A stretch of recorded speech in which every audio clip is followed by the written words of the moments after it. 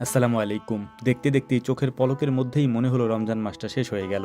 একদিন পরেই ঈদ, পৃথিবীতে থাকা জীবিত মানুষগুলির জন্যে আনন্দের দিন। কিন্তু যারা পৃথিবীতে আমাদেরকে ধন সম্পদের মালিক বানিয়ে টাকা পয়সা অর্থবিত্ত এগুলি দিয়ে দুনিয়া থেকে বিদায় হয়ে গিয়েছে, তাদের জন্য একটা কষ্টের দিন বা কষ্টের সময়ও বলতে পারেন। আজকের এই ভিডিওটি হয়তো একটু অন্যরকম ভিডিও, এটা কৃষি বা খামার রিলেটেড কোনো ভিডিও না, চাইলে হয়তো আপনি স্কিপ করতে পারেন। এখন যে জায়গাটা মাপামাপির কাজ চলছে, এখানে আমার দাদা এবং আমার দাদির কবর রয়েছে। আজ থেকে অনেক বছর আগে ওনারা দুনিয়া থেকে বিদায় নিয়েছেন। এই জায়গাটা আমরা দীর্ঘদিন পর্যন্ত বাঁশের চটি আছে, এই চটি দিয়ে সুন্দর করে বেড়া দিয়ে আটকে রাখতাম, কিন্তু যেহেতু এটা গ্রাম, অল্প কয়েকদিন পরেই সেটা ভেঙে যেত, জায়গাটা গরু ছাগলে নষ্ট করত, এখান দিয়ে মানুষ হাঁটাচলা করতো, যে কারণেই এই জায়গাটাকে সংরক্ষণ করার জন্য আজকের এই কাজগুলি আমাকে করতে হচ্ছে।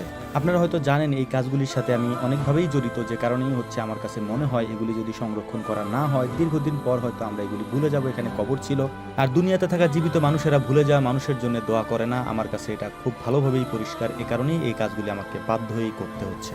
আমরা শুধুমাত্র কবরস্থানের যে জায়গাটা রয়েছে এটাকে বাউন্ডারি করে ঘিরে দিব, যাতে করে এখানে গরু ছাগল হাঁস মুরগি বা মানুষ এখানে ঢুকতে না পারে এবং এই জায়গাটাকে নষ্ট করতে না পারে। এর পাশাপাশি এরা যে সম্পদ দুনিয়াতে রেখে গিয়েছেন, এই সম্পদের বিনিময় হলেও যেন আমরা এদের জন্য দোয়া করতে পারি, এদেরকে স্মরণ রাখতে পারি। আত্মীয়তার সম্পর্ক তো বেশি দিন থাকে না, মানুষ মারা গেলেই মানুষ তাদেরকে ভুলে যায়। আপনাদের জ্ঞাতার্থে একটা জিনিস জানিয়ে রাখি, হয়তো আপনারা অনেকেই জানেন যারা আমার ভিডিও নিয়মিত দেখেন, আমার দাদা এবং আমার দাদু উভয়ই অনেক সম্পদ দুনিয়াতে রেখে গিয়েছেন। কারণ আমার দাদু একা, ওনার কোনো ভাই বোন ছিল না, যে কারণে ওনার বাবার অঢেল সম্পত্তির মালিক উনি একাই ছিলেন। ওই সম্পত্তির মালিক এখন আমার বাবা বা তো তার পরবর্তীতে আমার ভাই বা চাচাতো ভাই, যে যাকে দেখতে পাচ্ছেন কাজ করতে আমার সাথে, আমরা আমাদের দায়িত্ব এবং কর্তব্য ওনাদের জন্য দোয়া করা, ওনাদের জন্য আল্লাহ তাআলার কাছে মাগফিরাত কামনা করা। কারণ ওনারা যে সম্পদ দুনিয়াতে রেখে গিয়েছেন আমাদের জন্য, এটা আমরা ভোগ করছি। এটাই উচিত ছিল। আমি টাইটেলে যেটা লিখেছি, দুনিয়াতে কোনো সম্পদ রেখে যাব না, এটার কারণই হচ্ছে এটা। এই সম্পদ এক ধরনের ফিতনা আমার কাছে যেটা মনে হয়। আলহামদুলিল্লাহ, ছোটবেলা থেকে একটা জিনিস দেখে আসছি, সেটা হচ্ছে আমাদের বাড়িটা যেহেতু একেবারে মসজিদের সাথেই, যে কারণেই মসজিদ থেকে আমার দাদা দাদুর কবর একেবারে স্পষ্ট দেখা যায় এবং মসজিদের মেম্বার থেকে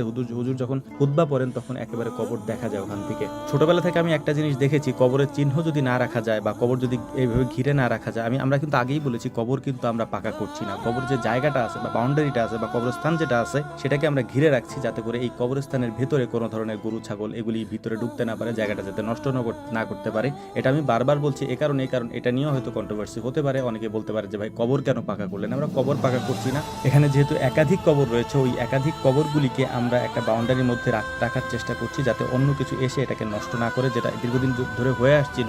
যেহেতু এটা গ্রাম, আমি ভিডিওর শুরুতেই সেটা বলেছি, ওই জিনিসটা যাতে না ঘটে এ কারণেই এটা করা হয়েছে। এবং এর পাশাপাশি আপনারা জানেন আমি মাঝে মাঝে আপনাদেরকে বিভিন্ন কবর দেখাই, ওই কবরগুলো হচ্ছে দীর্ঘদিন আগের কবর আর কি, যেগুলা আসলে তাদের সম্পদই কিন্তু আপনারা ভোগ করছেন বা আমরা ভোগ করছি। এই কারণেই বলেছি দুনিয়াতে কোনো সম্পদ রেখে যেতে চাই না। আমার জন্য দোয়া করবেন। আসসালামু আলাইকুম রহমতুল্লাহ।